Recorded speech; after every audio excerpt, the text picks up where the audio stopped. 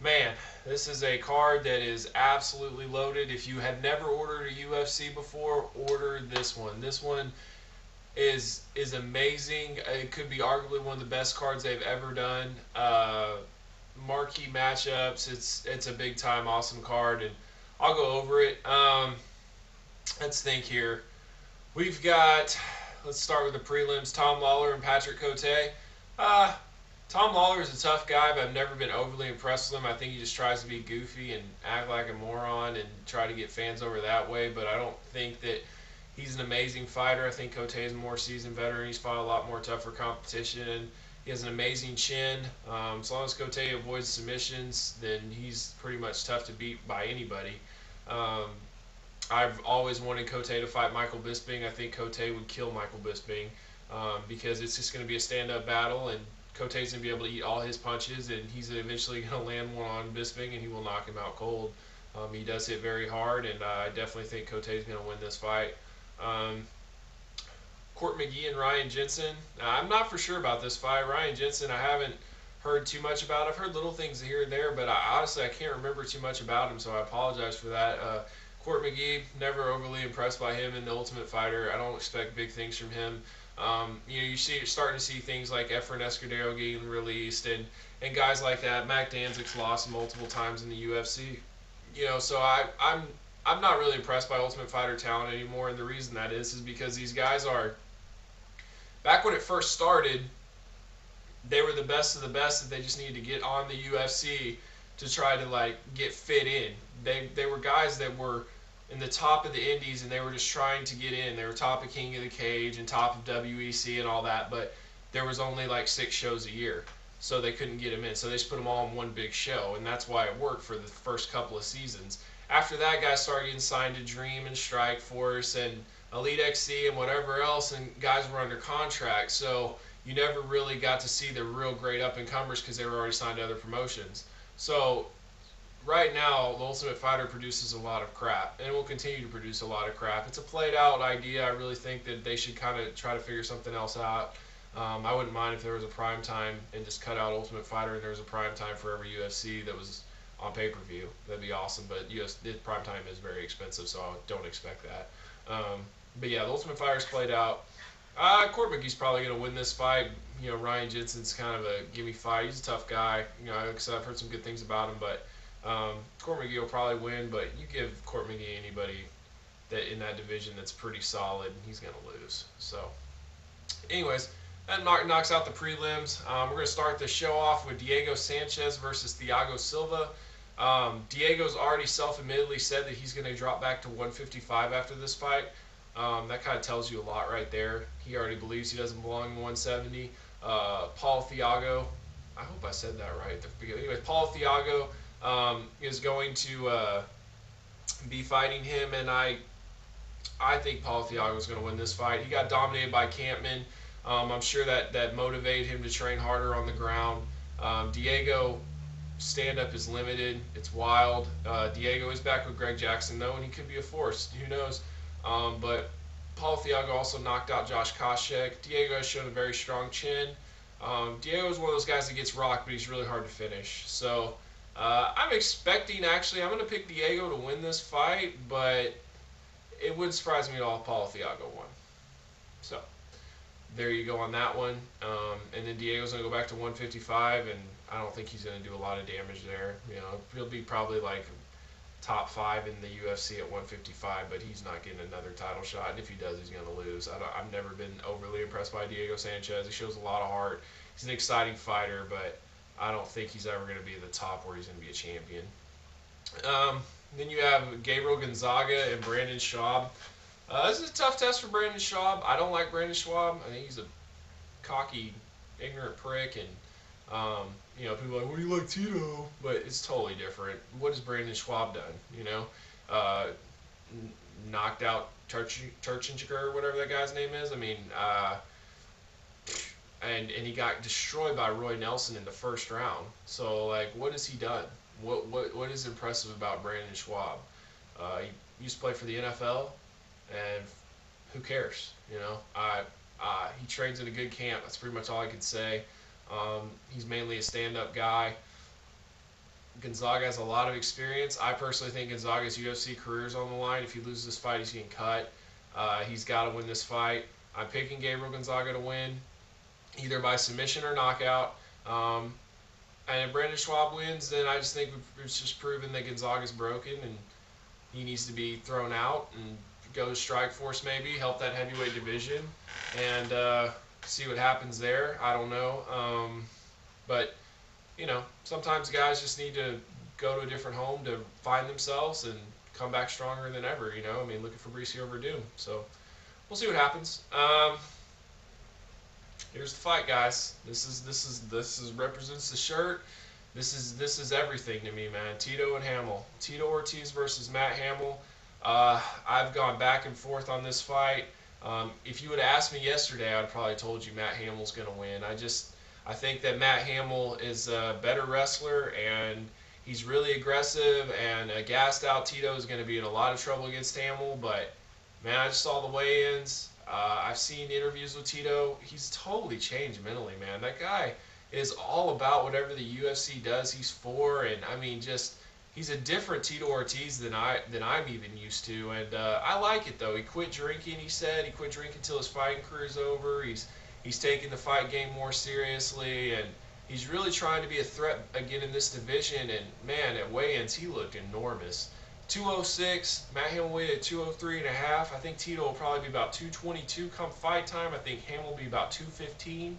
So Hamill will be about 215. So I say Tito's gonna definitely outsize him. He's taller than him. I think Hamill's gonna be intimidated by him. Rashad Evans tried to play off that he wasn't intimidated by Tito when they fought, but he actually came out later and said that he was intimidated by Tito, and that's what caused a slow start.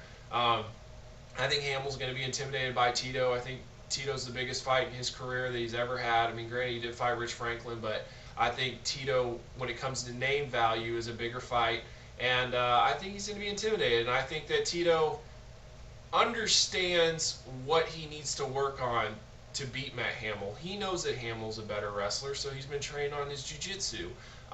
Tito has very underrated jiu-jitsu. A lot of people don't know that in Abu Dhabi, he went to the finals with Ricardo Arona and had a split decision loss, and a lot of people thought Tito won.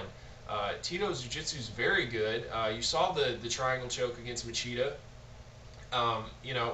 If he gets that triangle choke on Matt Hamill, I'm not for sure Matt Hamill gets out of it, and I think that if Tito gets Matt Hamill on his back, I think it's going to be a fish out of water, and I think Tito's going to pound the living crap out of him. I don't really like the fight just because I can't hate Matt Hamill. The guy's an awesome guy, a very inspirational story. I'm used to hating Tito's opponents. I'm used to wanting to see Tito smash him into the ground, but Hamill's not one of those guys. Come fight night, though, I can't wait to see Tito elbow his face in. I want to see Tito definitely pull this fight off. I truly believe this is Tito Ortiz's UFC fighting career on the line. And I feel like if he wins, then we're on to some bigger and better things. It's probably going to be Rich Franklin and Tito next, and I'm all for that fight. I think that actually is going to be a good fight for Tito because Rich Franklin's stand-up or takedown defense isn't the best, and if Tito does get Franklin down, he can do a lot of damage.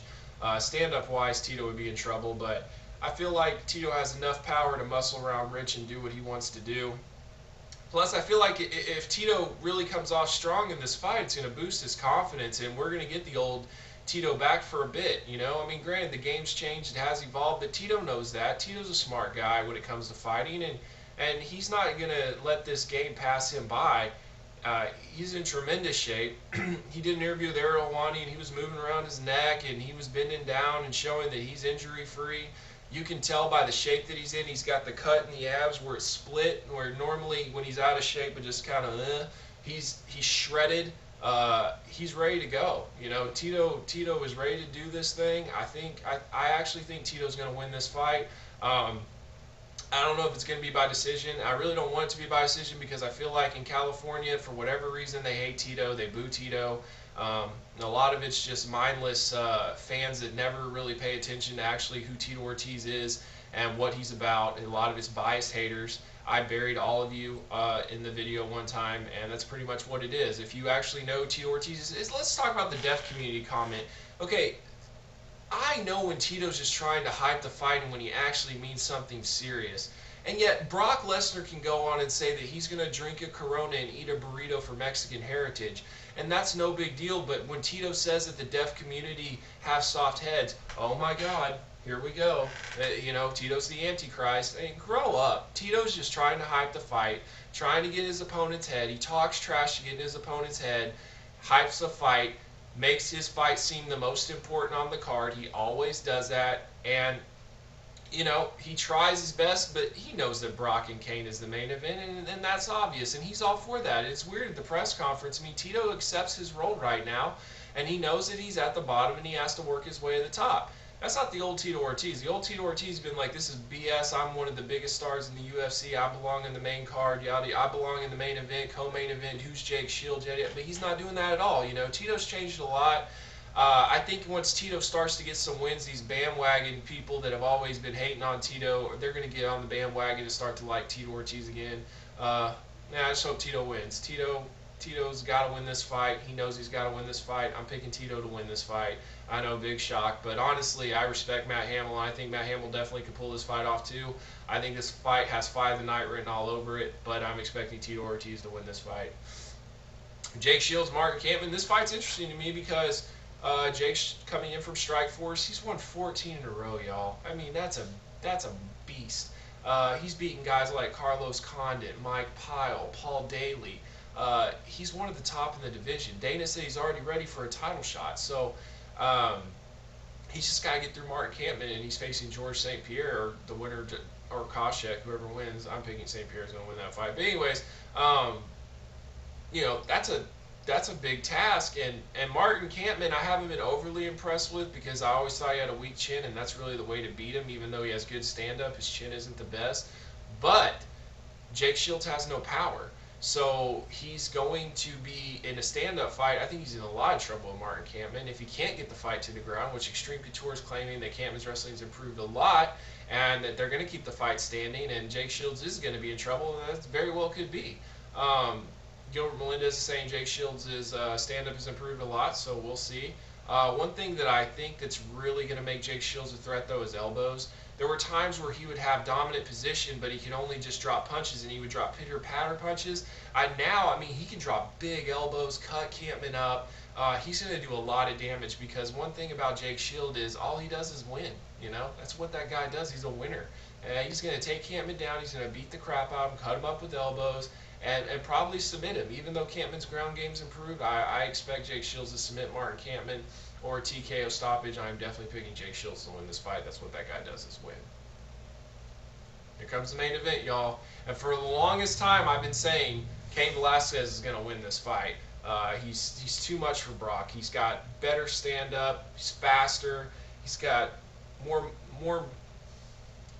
ring savvy. Brock kind of just is like a beast in a cage. I don't think Brock really understands necessarily like movement and where he needs to be and all that stuff. And I think Cain and AKA more focus on things like that. Better footwork. But Brock's a beast, y'all, man. Brock is so big and strong, and he's focusing on his stand-up. He's been training with Pat Barry. The size is going to be a huge issue. Cain weighed in at 244. That's the biggest he's ever weighed in at. Brock weighed in at 264. It's probably the best shape Brock's ever been. Brock's probably going to be about 275, 280 of the fight. Cain will be 244. And, that's a big weight advantage, y'all. And I just feel like that Brock is going to be able to push his size around. And you can talk about Cain Velasquez's cardio all you want, but when you've got a guy like Brock Lesnar pushing his weight on you for 3 rounds, you're going to gas. I don't care who you are. But at the same point, if Cain can work his boxing, I watched on ESPN Sports Science, and they said Cain hits like 2,200 pounds of pressure. That's a lot, man. And if he pops that combo on Brock's chin like he did to Nogueira, that's all she wrote for Brock. I don't care who you are. So it's an interesting fight. I personally think Cain's going to be able to take Brock down. And what is Brock going to do on his back? I don't think we've ever seen that. I think Brock's going to be able to take Cain down, but I also think Cain's going to be able to get back up. I think that Cain... I'm leaning towards Cain, honestly. I wouldn't be surprised if all Brock won. I wouldn't. But I think that Cain is going to win this fight just by being the faster, better fighter. Eventually, that's got to pay off. I understand that size is a huge issue, and that's always what Brock's going to have in his favor. But eventually, the skill set has got to pay off, and who knows? Brock might show up and be a better skilled fighter. Brock continues to improve. Brock's a major athlete, and as pro wrestling fans, we knew this. We knew when Brock signed that UFC contract how much of an animal he was going to be because we knew how good he was as a pro wrestler. He's a freak of nature. And, I mean, this guy was a champion in wrestling and a champion in the UFC. Who can say that? You know, who can say that they were the top of the game in MMA and the top of the game in pro wrestling? That is an amazing feat for Brock Lesnar. And he wasn't a joke of a champion like Batista or somebody that's manufactured like Cena. This guy was one of the best. He was amazing. He was a giant Benoit, a giant Kurt Angle, a giant Eddie Guerrero type skill. His level was off the chart. Anybody that was a fan of pro wrestling knew how good Brock Lesnar was as a pro wrestler. And as a fighter, he's an absolute animal too. So I'm going for Brock, man. When he fought Shane Carr, when I saw all those pro wrestlers in the crowd, it got my wrestling pride going. I really want him to pull it off, and I think he can. I think he can definitely beat Cain. He can push his weight on him, ground and pound him. You know, who knows? Maybe Cain can't get up. Maybe Brock's too strong. You know, but I'm just leaning towards Cain. I'm leaning towards Cain with better boxing. Eventually, he's gonna land. Eventually, he's gonna hurt Brock. And that might just be too much. And what happens when Cain takes Brock down? What does that do to Brock's mentality, you know? But Brock's a winner, man, and Brock's not going to just lay down there and just take a beating. He's going to give it everything he has, and that's a lot, man. Brock is an absolute animal. He is the baddest SOB on the planet, and he knows it. And I feel like if Brock wins this fight, he's the next Mike Tyson. You know, he's the biggest thing in combat sports since Mike Tyson. And you know, they said that about Tito, but the UFC wasn't that popular back then. The UFC's at a huge popular height right now, and you know, and if Cain wins, it's great for the UFC too, because then you get that big Mexican fan base that they've always wanted, you know, and that'll really hurt boxing. It'll hurt boxing a ton, which boxing's already on its last leg.